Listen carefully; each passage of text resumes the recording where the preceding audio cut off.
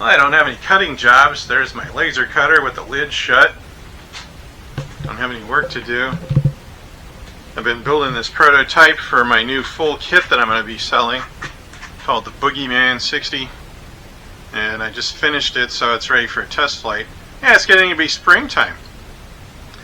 All my work is cleared off the table, so maybe it's time to go out and have some fun and do some flying. On the other hand, maybe not. It got cold today, and look at that wind. Yeah, I think instead I need to do something more indoorsy today. What I have here is a 2x4 glider.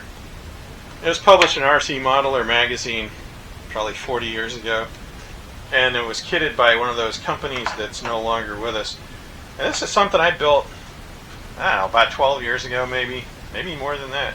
It's just been sitting and gathering lots and lots of dust. So here's the wing. It's almost as dirty. Well, look at that.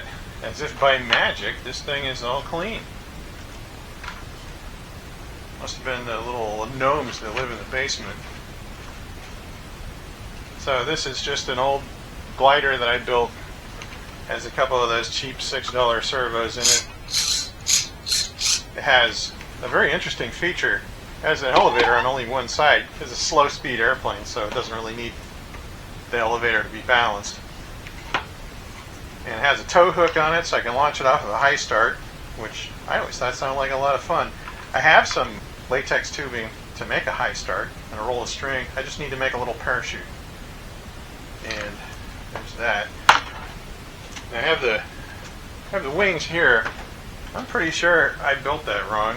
My brain got turned around backwards. You know, you do that thing where instead of applying the dihedral to just one side, you apply it to both sides. I just did the math backwards, and I got, I think, twice as much dihedral as what's called for, but it seems like it should fly okay still. So I think I'm going to put a fresh battery in this thing and hook it up with a radio, hoping to get out and fly that sometime soon. I've always wanted to get into gliders. I've made a few ventures into gliders, but it never really stuck. But I think my current property is a good place to fly them because there are lots of gullies and tree lines and some metal roofs, all of which could produce quite a bit of lift for a glider, I think. So that should be fun.